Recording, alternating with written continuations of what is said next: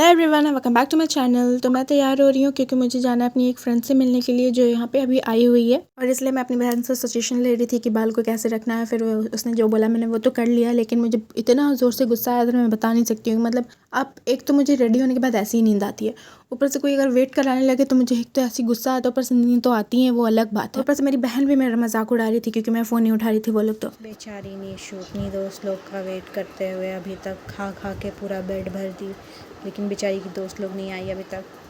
कैसा लग रहा है आपको? कुछ कहना चाहेंगी आप? फिर मैंने तो बोल दिया था कि अब इस बार अगर फ़ोन नहीं उठाया या फ़ोन नहीं आया तो मैं तो नहीं जा रही हूँ, मैं तो सोने वाली हूँ। लेकिन फिर थोड़ी देर बाद उनका फ़ोन आ गया था कि वो लोग निकल गए और पहुँच भी गए हैं। तो फिर मैं भी घर से निकल गई थी क्योंकि मुझे पहुँचने में ज़्यादा टाइम नहीं लगता, मुझे मुश्किल से 10 मिनट लगते थे। तो उन्होंने तो बोल दिया था कि जब पहुँचोगी तभी मुझे फ़ोन करना कि हाँ पहुँच गए हो, तो मैं फिर निकलूँगी। और फाइनली फिर मैं पहुँच गई थी। फिर हम लोग मिल भी गए थे। हाँ, जो भी दिखी यही आई थी मिलने के लिए। ये हमारी रानी जी जो इतने लेट से आई हैं मिलने के लिए, मतलब एक तो इतनी दूर से आई, ऊपर से इतनी लेट से आई, एकदम वेट कराने का तो एकदम ना इसने ना ठेका लेके रखा है। अब से मतलब अगर इससे मिलना हो ना आपको तो आपको ना 2 घंटे पहले का टाइम देना होगा कि हाँ हम लोग इस टाइम पे आने वाले, तो इस टाइम इसे 2 घंटे पहले बोलो तभी टाइम पे आएगी।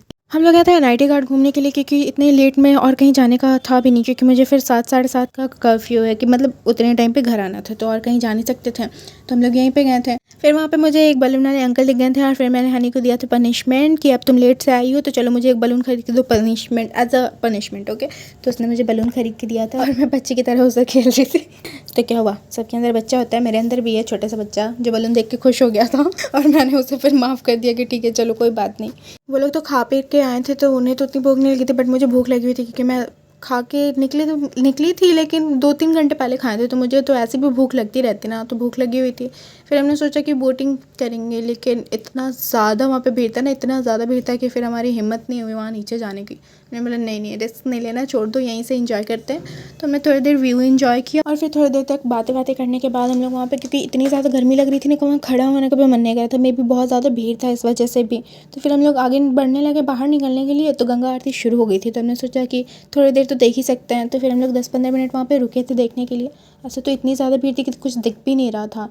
तो मतलब ठीक है, हम लोग छोटे हैं ना हाइट में, तो आगे का कुछ दिख नहीं रहा था क्योंकि बहुत ज़्यादा भीड़ थी। तो हम लोग थोड़ी देर वहाँ पे खड़े थे, वहाँ आरती वारती देखा, उसके बाद फिर हम लोग बाहर आ गए क्योंकि बारिश शुरू हो गया था और हम में से किसी ने भी छाता वगैरह कैरी नहीं किया था। तो हमने बोला नहीं ठीक है चलो निकलते हैं। और फिर निकलते वक्त हमने थोड़ी सी आइसक्रीम वगैरह खाई और फिर हम लोग अपने अपने रास्ते निकल लिए क्योंकि गाड़ी भी नहीं मिल रही थी। एक तो बहुत मुश्किल से गाड़ी मिली थी क्योंकि बहुत ज़्यादा भीड़ थी और ट्रैफिक थी, तो गाड़ी भी नहीं मिल रही थी। मिलती हूँ आपसे नेक्स्ट ब्लॉग में, तब तक के लिए अगर वीडियो पसंद आया हो तो उसे लाइक करें, कमेंट करें, शेयर करें और सब्सक्राइब कर दें। Thank you.